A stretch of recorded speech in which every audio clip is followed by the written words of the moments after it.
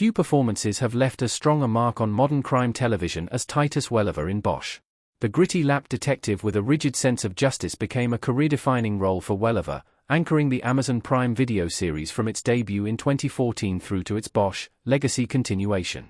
Welliver's portrayal of Hieronymus Harry Bosch made the character iconic for a new generation, earning him recognition as one of TV's most compelling lawmen.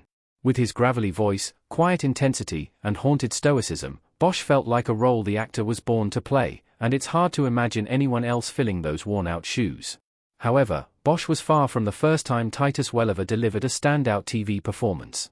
In fact, 8 years before he first embodied the legendary detective in the hit Prime Video series, Welliver stepped into the lawless frontier of HBO's Deadwood. While fans of Bosch are used to seeing him uphold the law, this earlier role saw him navigating a murkier moral landscape, portraying a very different kind of man. Before he was Harry Bosch, Titus Welliver played a cunning and street-smart character in one of the most critically acclaimed Western dramas of the 2000s, Silas Adams. Titus Welliver played Silas Adams in Deadwood. Before Titus Welliver was Bosch, he was a sly fixer in the lawless world of Deadwood. Titus Welliver as Silas Adams in Deadwood.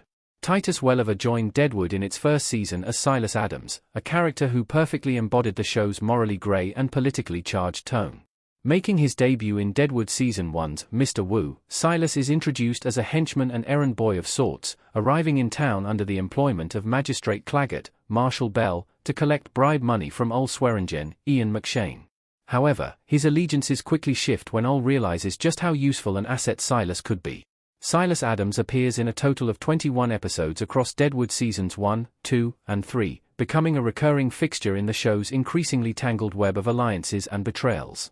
Though not a gunslinger or overtly violent, Silas is streetwise, calculating, and often serves as Swearingen's messenger, go-between, and occasional strong arm. What makes Silas especially memorable is his subtle evolution, from outsider to trusted, albeit expendable, part of Swearingen's inner circle. Titus Welliver imbues Silas with a controlled energy that makes him unpredictable, and at times one of the most potentially dangerous characters in Deadwood.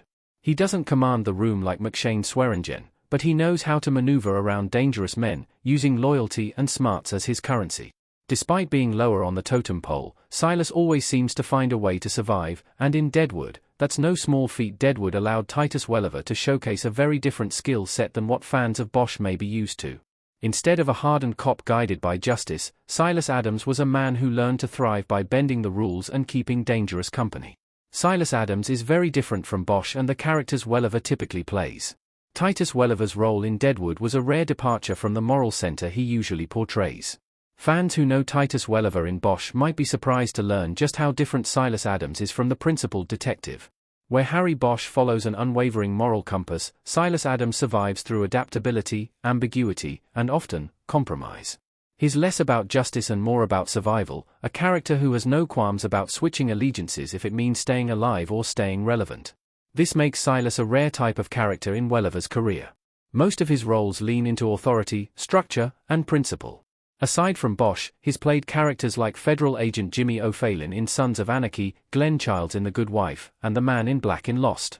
Even when he's playing villains or morally complex characters, they usually carry a certain power or gravitas, something that sets them apart from Silas's scrappier and more reactive nature. What's fascinating is that despite Silas's lower status, Welliver doesn't play him as weak. Instead, Silas is resourceful, observant, and good at reading people, traits Bosch also shares, albeit in a very different setting. But where Bosch is driven by inner righteousness, Silas adapts to whoever offers him the best shot at security. He's a survivor in a world that chews up men like him. For fans of Bosch, seeing Titus Welliver in a role where he isn't calling the shots, and instead navigating power dynamics from the middle, is a refreshing contrast. It highlights just how versatile Welliver is, even when working within the slow-burn world of a character-driven series. Deadwood offered him the chance to play against type, and he delivered a performance that still holds up as one of the show's most underrated. What happens to Silas at the end of Deadwood? Silas Adams survives the series, but not without sacrifices and shifting loyalties. Titus Welliver in Deadwood. As Deadwood moved into its final season, Silas Adams found himself deeper in the murky politics of the camp. Still working under Ol Swearingen, Silas becomes an essential cog in the machine, delivering threats, relaying messages, and helping orchestrate the power plays that define the show's final arc. He's present for many of the show's pivotal moments, particularly as George Hurst, Gerald McRaney, tightens his grip on the town of Deadwood, pushing Swearingen and the others into desperate action. Silas's arc doesn't build toward a dramatic confrontation or tragic end. Instead, his survival itself becomes the most telling detail. By the end of Deadwood's third season, Silas remains alive and in Swearingen's orbit, his fate ultimately left somewhat open-ended. In the 2019 follow-up film Deadwood, the movie, which serves as a belated conclusion to the series, Silas Adams is notably absent. While his fate isn't directly addressed, his non-appearance leaves fans to speculate whether he left town, died off-screen, or simply faded into the background as power shifted once again. What's important is that Silas Adams, though never a lead, consistently represented the type of character who made Deadwood tick: smart, dangerous, and loyal only to those who earned it. His character arc may be subtle compared to the fates of others, but it's layered with quiet tension and survivalist cunning. For fans of Titus Welliver in Bosch, the restrained danger Silas brings to every scene is fascinating to watch. It's a performance that shows what Welliver can do with limited screen time and plenty of nuance, and a great reason to revisit Deadwood with fresh eyes.